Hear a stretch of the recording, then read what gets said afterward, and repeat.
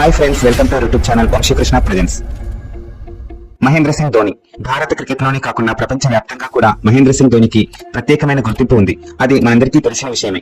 ఇప్పుడున్న ఎంతో మంది క్రికెటర్లకు, అలాగే ఎంతో మంది రావాలి అనుకునే అప్కమింగ్ క్రికెటర్లకు కూడా స్ఫూర్తినిచ్చే ప్లేయర్స్ లో మహేంద్ర సింగ్ ధోని ఖచ్చితంగా ఉంటారు. అయితే ధోని తన రిటైర్మెంట్ ని ప్రకటించినప్పుడు ఎంతమంది బాధపడ్డారో మనందరికీ తెలుసు.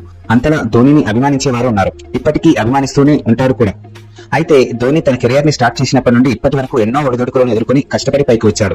ధోని సక్సెస్ స్టోరీ గురించి మనం ప్రత్యేకంగా తెలుసుకోవాల్సిన అవసరం ఉండదు, ఎందుకంటే ధోనిని అభిమానించే వాళ్ళు అంతగా ఉంటారు. కొంతమందికి అయితే ధోని గురించి చిన్న చిన్న ఇన్ఫర్మేషన్ ని కూడా తెలుసుకోవాలని చాలా ఆశగా ఉంటుంది, అంతగా అతని గురించి అబ్జర్వ్ చేస్తారు. అలాంటిది మనలో అందరికీ కాకపోయినా కొంతమందికైనా ఈ అనుమానం వచ్చే ఉంటుంది. అదే ఏంటంటే ధోని హెల్మెట్ మీద మన ఇండియన్ ఫ్లాగ్ సింబల్ ఉండదు, కానీ మిగిలిన ఇండియన్ క్రికెటర్స్ హెల్మెట్ మీద మాత్రం ఖచ్చితంగా జాతీయ జెండా సింబల్ ఉంటుంది.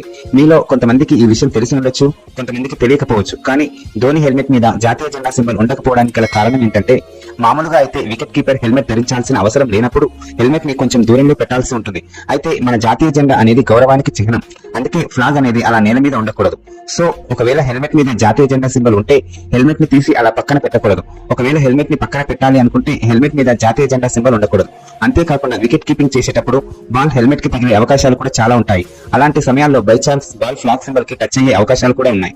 సో అందువలన ధోని ఇండియన్ ఫ్లాగ్ ఉన్న హెల్మెట్ ని ఉపయోగించడం, ఇది చాలా చిన్న అబ్జర్వేషన్, కానీ అందులో చాలా లాజిక్ ఉంది. అంతేకాకుండా ధోనికి దేశంపై ఎంతో గౌరవం ఉంది అనే విషయం కూడా మనందరికీ తెలుసు.